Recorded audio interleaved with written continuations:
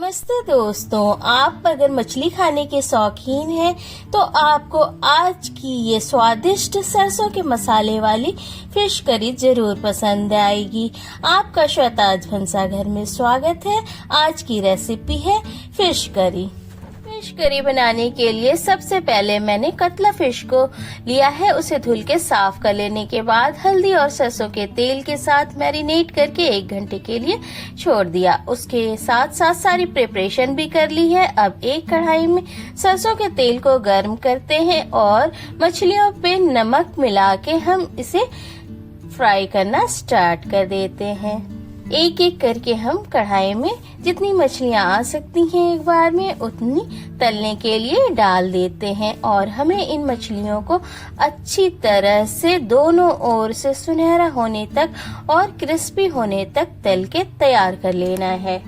तलने के समय हम शुरू में आंच को तेज रखेंगे और फिर मीडियम हीट पे हम इसे अच्छी तरह से क्रिस्प और सुनहरा होने तक इसे तलते हैं, जिससे कि मछलियां अच्छी और स्वादिष्ट बनती हैं। ग्रेवी में इनका स्वाद बढ़ जाता है अगर हम इसे अच्छी तरह से सुनहरा होने तक तलते हैं। साथ ही में ये अगर भुजिया खाना हो तो ये अगर कुरकुरी होती हैं तो ये खाने में भी बहुत अच्छी लगती हैं और ये लंबे समय तक भी ये मछली की करी चलती है। इसलिए हमें अच्छी तरह से सुनहरा होने तक तलना है। अब ये फर्स्ट राउंड की फिश तल के तैयार हो चुकी है।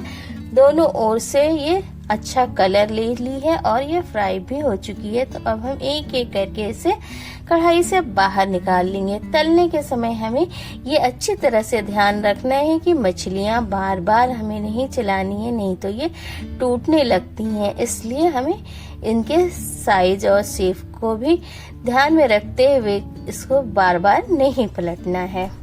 जिस तरह से हमने फर्स्ट राउंड की मछलियों को तल के निकाल लिया है कढ़ाई से, उसी तरह से जितनी मछलियां भी तलनी हो हम सावधानी पूर्वक तल लेते हैं और दोनों ओर से अलट पलट के अच्छी तरह से तल के फिर सारी मछलियों को तैयार कर लेते हैं। उसके बाद हम ग्रेवी की ओर चलते हैं। ग्रेवी बनाना स्टार्ट करते हैं। ग्रेवी बनाने के लिए हम काली पीली सरसों, लहसुन, जीरा, अदरक, हरी मिर्च इन सारी चीजों का पेस्ट बना के तैयार करके रख लेते हैं। और अब बचे हुए तेल में हम तेजपत्ता, जीरा, मेथी और थोड़ा सा हींग इन सारी चीजों का तड़का लगाते हैं। जैसे ही तड़का चटक जाता है फिर हम एक मीडियम साइज के प्याज को महीन महीन काट के इस तेल में डाल देते हैं और कुछ देर तक भूनते हैं। बहुत ज्यादा हमें प्याज को नहीं भूनना है, बस हल्का सा भूनना है जिससे इसका कच्चापन खत्म हो जाए। फिर इसमें हम 2 बड़े साइज का देसी टमाटर काट के मोटा मोटा डाल देते हैं और अब प्याज के साथ टमाटर को कुछ देर तक भूनते हैं। और फिर हम इसमें कुछ मसाले डालते हैं। मसालों में है नमक, हल्दी, धनिया पाउडर और सब्जी मसाला, साथ ही में थोड़ी सी कसूरी मेथी। इस तरह से टमाटर को प्याज के साथ भुनने से ग्रेवी का कलर बहुत अच्छा आता है। अब सारी चीजों को हम अच्छी तरह से भून लेते हैं, जिससे कि टमाटर भी अच्छी तरह से भुन जाएगा और उसका कलर इसमें अच्छा सा आएगा। फिर हम इसमें 1 मुट्ठी महीन महीन कटा हुआ धनिये का पत्ता डाल देते हैं। धनिये का स्वाद मछली में बहुत ही अच्छा आता है। फिर मैंने सरसों का पेस्ट, लहसुन, अदरक, जीरा, मिर्च के साथ पीस के तैयार रखा था, जिसे अब इसमें 2-3 चम्मच डाल देते हैं और सरसों को अब इन मसालों के साथ कुछ देर तक भूनते हैं। बहुत ज्यादा सरसों को नहीं भूनना है, नहीं तो ये सब्जी का स्वाद कड़वा कर देता है। 2-3 मिनट तक अच्छी तरह मसालों के साथ सरसों को भून लेने के बाद हम इसमें थोड़ा सा पानी डालते हैं, जो मसालों का पीसने के बाद पानी बचा था। और अब हम इसे सारे मसालों को ढक्कन लगा के कुछ देर तक पकाते हैं, जिससे मसाले अच्छी तरह से पक जाएं और उनका स्वाद निखर के ग्रेवी में आए। बीच बीच में हम मसालों को चलाते रहते हैं जिससे कि मसाले एक बराबर चारों ओर से पकें और नीचे से पेंदी से कढ़ाई के ना लगे मसाले, नहीं तो मसाले जल सकते हैं। इसीलिए हमें कुछ कुछ देर पे सारे मसालों को पकाते रहना है। साथ ही में टमाटर को अच्छी तरह से गला लेना है। जैसे ही मसाले कुछ देर तक पक जाएं, उसके बाद हम इसमें 2 सूखी लाल मिर्च को हल्का सा तोड़ के इसमें डाल देते हैं और फिर दोबारा से चला के ढक देते हैं। अब ये मसाला लगभग अच्छी तरह से भुन के तैयार हो चुका है, क्योंकि इससे ऑयल सेपरेट होना शुरू हो गया है।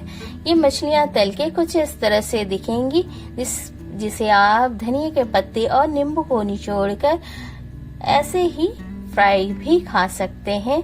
फ्राई मछलियाँ भी खाने में बहुत मसाला अच्छी तरह से तैयार हो गया था, तो इसमें जरूरत के हिसाब से जैसी गाढ़ी पतली ग्रेवी पसंद करते हो वैसी आप इसमें ग्रेवी के लिए पानी डाल दें। और इस समय थोड़ा सा अमचूर का पाउडर डालते हैं, जिससे खट्टी खट्टी मछली खाने में बड़ी अच्छी लगती है।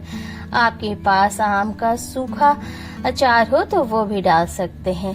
अब ग्रेवी में एक उबाल आ चुका है, तो हम इसमें तली हुई जो मछलियां हैं उसे इसमें डिप कर देते हैं और कुछ देर तक मसालों के साथ पकाते हैं।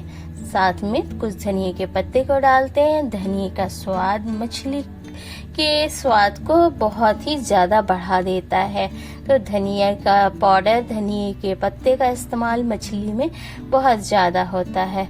अब ये फिश करी बनके तैयार है, तो धनिया के पत्ते के साथ गार्निश करके हम ढक देते हैं गैस को ऑफ करके। अब दूसरी लगभग तैयार है, तो हम अब दूसरी तरफ चावल को बनने के लिए चढ़ा देते हैं। गर्म गर्म चावल फिश करी के साथ बहुत अच्छी लगती है। तो अच्छी तरह से मैंने चावलों को धुल के पानी डाल के गैस पे चढ़ा दिया है।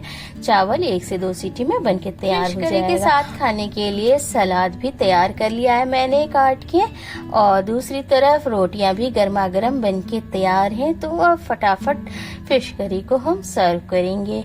ये फिश करी बनके इतनी सुंदर और स्वादिष्ट बनी थी कि सभी उंगलियां चाटते रह गए।